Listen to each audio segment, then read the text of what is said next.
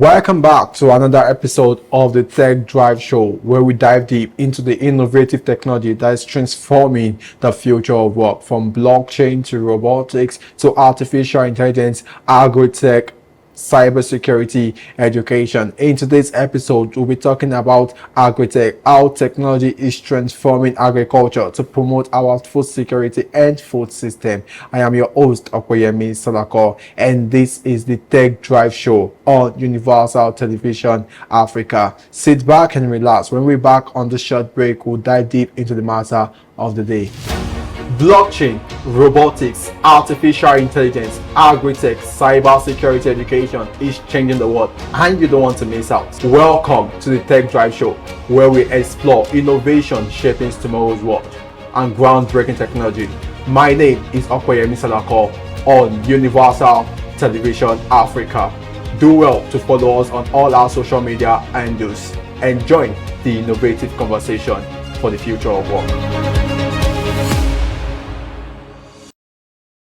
Welcome back on the Tech Drive Show, where we talk about innovative technology that is transforming the future of work. In today's episode, we'll be talking about agri-tech, how technology is transforming agriculture from different aspects of technology, robotics, AI, name it. And to address this topic in this studio today, we have an amazing guest in the person of Mr. Yusuf Bello, who is the CEO and founder of Dark Robotics. Welcome, Mr. Yusuf. How are you doing today? Thank you very much. I'm doing very fine. It's my pleasure to see you again on my show. It's nice to be here again. Yeah, and those amazing stuff you're doing. So in today's episode, we're talking about agri-tech, and I know you have something spectacular about agri-tech because I know you have interest for our food security. Am I right? Right. So basically, what do you have to say about agri-tech? Well, agri-tech has been transforming the industry at large. Good. Right, and we are looking to see how we're able to adopt such technology into the Nigerian farming system. We don't adopt the agriculture that much, tech in agriculture that much, so we've been doing research on how best this can be implemented into our farm systems. The farmers we have, they are not well digitized, so Sure. whatever we're doing, we have to take consideration of them. Them. Yes, in that regard, so we're able to present something that they can work with very, very well. But do you think when we talk about the farmer, we have our very local farmer, Yes. our indigenous farmer, they are the one contributing majorly to our food security in Nigeria and across Africa. How do we ensure that our own farmer, adopt technology to advance our farm produce? Well, with the rise of the current technology, adoption towards tech in agriculture is seemingly very easy with the rise in AI and natural language processing, where you can actually devise a product that can relate with the local people on their own local dialect, which is one of the first way of relating with anybody or anywhere you go to.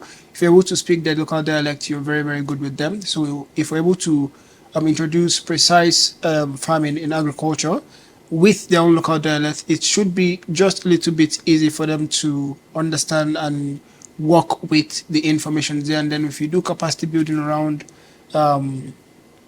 technology and it's right in agriculture, I believe they should be able to accommodate the trend. I think currently now, a lot of farmers are actually looking into tech, not on a wild scale, but they are still doing something around looking it. into tech.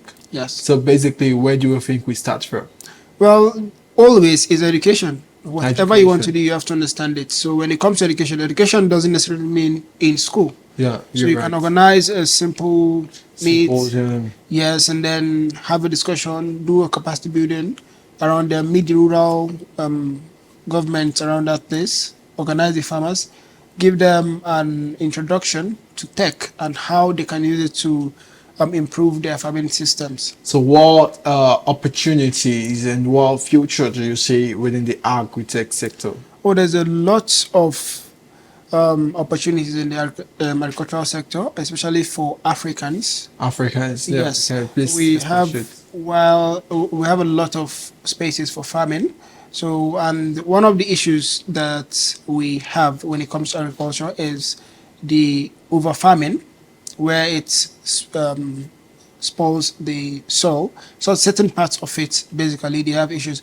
But with the introduction of precision farming, you're able to collect data that would help you to know where and where is bad. Even with the advent introduction of AI, you are able to specifically point out places that have issues. You can even trace if the issue is from flooding, pests, or any other thing, basically.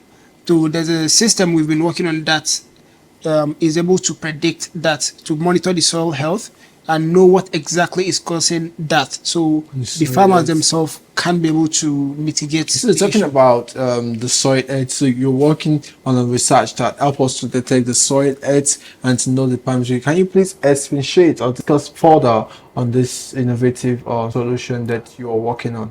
Okay, so basically, let me use this table as an example. So let's say this is a farmland, right? And then I divide it into 4. So we have 4 sections of it. So if I am planting on this 4 sections, right? And then with this technology that we're introducing, it should be able to give me the current situations of the health of that soil from different parts. You'd be using certain sensors and the an AI that basically helps predict what is actually going on. So if I plant on this 4 sections, right, and then I'm getting low produce on the 4th part of it, right, you can now narrow.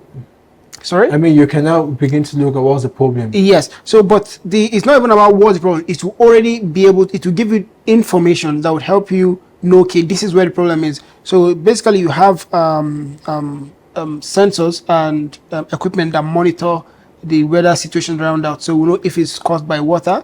If the sensor data do not provide anything that has to do with weather condition or climate effect or all, we know, okay, there's a pest that has to be there. And then there are sensors that are able to detect if it's pest. We have computer vision embedded into it where it would monitor the health of that crop. If the crop is growing fine, then we know, okay, this is not pest. This is probably from the health the soil distance. So the proper solutions would be done to help build up that part of the soil. Now, talking about that, Mr. Yusuf, can you give us some instances of some innovative technology solution that is already in the market, or some that farmers are already using in Nigeria? Well, one of the ones that they are currently using in Nigeria is, I believe you've probably heard or seen it, is drone. So drone is technology. like, yes, drone is what is being introduced mostly in our agricultural field, but they're also using precision farming, using data, absorbing data and making use of that information, which I think is also something we need to push very, very well on. Data, it is very, very powerful. If you are informed, you know what you'll be doing in the future. Yeah, you're informed, you Yes. know what you'll be doing. Right. Impressive. So how do you say the future like? What's the way forward with this? Now, I want to believe that this equipment we're talking about, they are not cheap. Oh, of course, they're not. So what's the way forward in the situation where we are? Because we have to know that the people actually doing the real work are the indigenous farmer. Yes. And some of these people are not actually making the right profits. So how would they be able to purchase this equipment? What's the way forward, Mr. Yusuf? Well, depending on the organization that you partner with, there are some that do offer the product and then you pay them subsequently In installment. as you do that. But there are innovations that they can go on low cost to start, at least to even introduce them to tech in agriculture. So those might be cheaper for them to work with. I was talking to a friend recently and they were telling me about their company, Technosphere, how they want to build websites for 1,000 women farmer. I think that is tech in agriculture. Yeah. And I asked why. They say that that will be able to help this women farmer to project their business online. Yes. So I think there's a lot of synergy. So when I want you to talk about the partnership between tech and agriculture, how the tech bros and sis can support our rural farmers so that when they're listening to this program, they can begin to think how they need to do a lot of innovation around agriculture. Okay. Sorry. So when it comes to that aspect of it, tech in agriculture isn't necessarily based on hardware too. like you said, they build something on website to connect you with buyers or consumers rather. That's also another thing which we do have a lot. Most of our tech people here in Nigeria, they are software based, which is a good thing too, and they are doing a lot on marketing e-commerce, right? So I think what we can do is, like you said, our indigenous local people, how do we get them to work with tech? Well, if we down the tech to a level they can understand, because nowadays what we build basically is for the educated, and most farmers we know they are not very well educated. So most platform you build right now, if you're building platforms, let it be in the sense A that platform that will favor the locals, local yes, farmer. so and they're able to interact with it. And e-commerce basically isn't something hard for us to, you can just simply make it easily accessible to them and just connect and buy, just like how we have GG to do products for us. We can have something like that too for farmers, where they can speak their own local dialect. And Yeah, talking about e-commerce.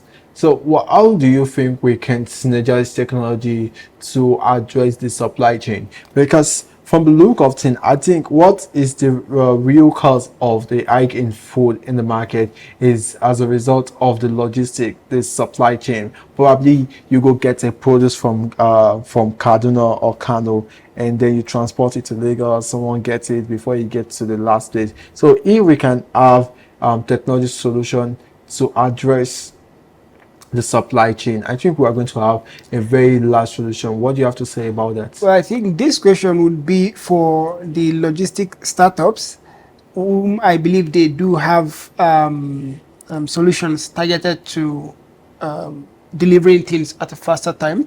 But one thing that has been in consideration, I don't think it's adoptable here in Nigeria yet, is drone delivery, which is very, very good. Drone delivery. Yes. I think that is something that Dubai government is promoting. Oh, of course, yes, they are doing. Is it actually real? Yes, of course. There's even drone transportation. I think it was displayed on Drive-Agri-Tech, if I'm correct. That was last year, Drive-Agri-Tech. So there's a lot going around drone delivery, and it is very, very good. But what we'll be looking at here is its safety, because I think if they see drone living If you see drone near your neighborhood, exactly, won't you keep it and then the high possibility they might shoot it down to take the goods. and take the goods? Yeah, so And that will be a loss to the logistic company. yeah, so another thing is there's some tech you cannot introduce yet to Nigeria. Okay, Due why? to some certain reasons Reason. around it. Yes, I had someone who wanted to do drone delivery. He's an e-commerce person. Like I said, they've been working on how to make this thing shorter. So he wanted us to develop a drone for him. So we're discussing around it. But launching such service here in Nigeria is not Advisable. currently. It is not advisable because of its own security, right? There are a lot of things that goes to it, but security one basically. If you deliver one product, the next time you lose the drone, how much does the drone cost? Exactly. You can give us an estimate. So, well, something like that, if you're looking at something like just somewhere between $20,000 $20,000. Yes. And you don't want to miss $20,000. for a powerful one, in fact. Exactly. Oh. And then you miss it due to somebody just wanting to destroy it like that. Well, I think there should be some technology to track the drone wherever it is, so we can Of course, we can go features wherever tackles our drone. But- All right, so Mr. Mani, we need to go on a short break, and when we're back, we'll dive, because I'm really enjoying the drone delivery all stuff. Because I've actually seen the drone delivery on TV, and they market it a lot in Dubai. So I'm thinking, how is this Dubai people? They've come again. But Mr. Emmanuel is saying that he advised his client not to go into drone delivery in Nigeria for safety purpose. But when we're back on the break, Mr. Emmanuel will explain better why he thinks we should not look into drone delivery. I don't want the good for the Nigerian people. All right, so we're going on a short break, and when we're back, we'll continue from where we stopped. Sit back and enjoy. Blockchain, robotics, artificial intelligence, agri-tech, cybersecurity education is changing the world, and you don't want to miss out. Welcome to the Tech Drive Show, where we explore innovation shaping tomorrow's world and groundbreaking technology. My name is Okoyemi Salako on Universal Television Africa. Do well to follow us on all our social media handles. and join the innovative conversation for the future of work. Welcome back on the Tech Drive Show, where we dive deep into innovative technology that is transforming the future of work. In this episode, we're talking about agri-tech. If you're just joining us, we have a lot of extensive conversation with Mr.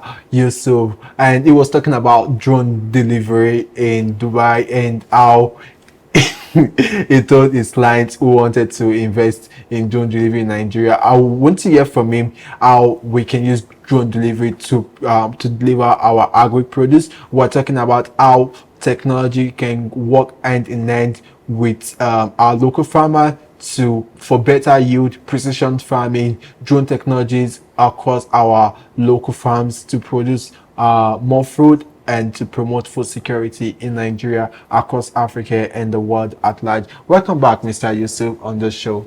Thank you very much. Yeah, you were talking about drone delivery and how it is working. Now, are you saying that drone delivery is currently operational in Dubai and some other parts of the world? Yes, you can see things like that happening around the world a lot.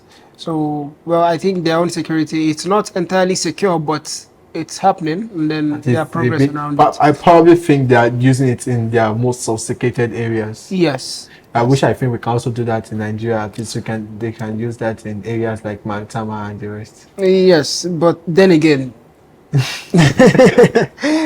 are things that, I don't know, that won't actually make it work. But when it comes to transporting food in agriculture in faster ways, there are multiple approaches I believe we can take. But it's just, again, it's all about the insecurity around it, basically, that we are facing. I think sometime 2021, we were working on research. We had a project where we wanted to see how best to preserve food. There are some certain foods in agriculture that you can't just transport for a short while. It has to take a long time, and then during that process, they get to spoil, right? So we were looking at, okay, how best do we shorten this time for delivery, and then they get it as a fresh produce, right? So there was this idea of creating a tunnel where there's basically a tiny robot, or a robot that can just, it's like a tube basically that you have all the produce, and then it is built interstate, just like how we have trains from one station to another, but this is underground. So there's a delivery port where you just come in and then you drop your fresh produce within an hour or two. It has gone to the next state basically.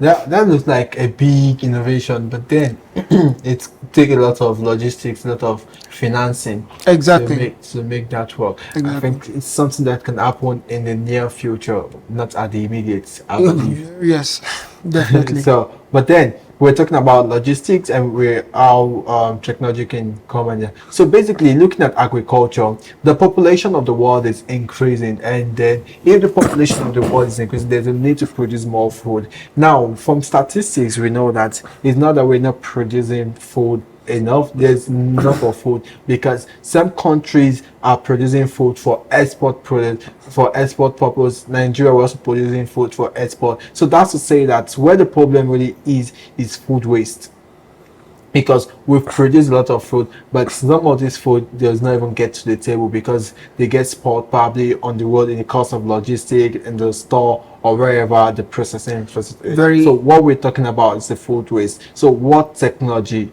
is helping us to mitigate food waste? Well, if we look at food waste, the first thing we look at is consumers, right? And then we look at transportation. How long does it get to what constitutes food waste? Basically, one, it doesn't get to the consumers immediately, and two, during the delivery process, it gets spoiled. So around that, if we want to solve something like that, then, like you said, the first thing, where there's a website that connects the producers to consumers. So if we have a platform that is able to connect producers to consumers directly. That would be good. I think there was a company that was doing this, although I cannot recall, but there was a company, I know I've had a conversation with them. They are working on something like this where they connect producers to consumers. And then if you look at the logistic aspect of it, that is one of the, I think, connecting is good, yes, but then let's talk about the delivery. We don't have good roads, right? We don't have good roads. So, and then if you look at where these products are being produced, it's in very rural areas where farmlands are. It's a very rural area. Do we have good roads? How long does it take for the delivery to get from the rural place to an urban place where they can actually sell the produce and all the rest? So if we want to solve that issues, let's look at connectivity at a higher pace. Immediately I'm done, I have it, I take a picture, I send it, you can see it. There's something like you can go on Instagram, it's happening. Yes, it's good, but it's not everybody that uses Instagram.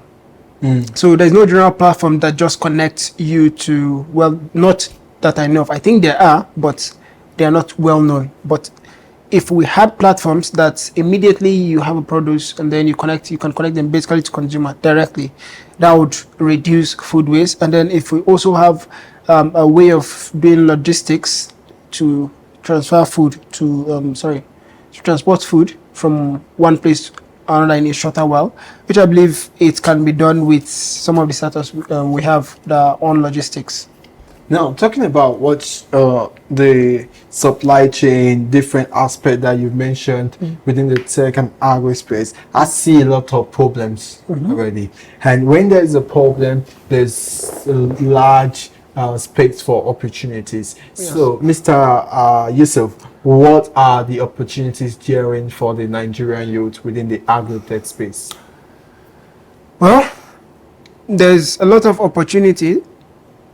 There's a lot of opportunities around that for them, but the first part of identifying opportunity is having the skill to solve the problem. So, like you said, there's a lot of problems. Of course, Nigeria has a lot of problems. In fact, we've been having a lot of problems. So, but the problem is, how do you go about solving it without having the skill?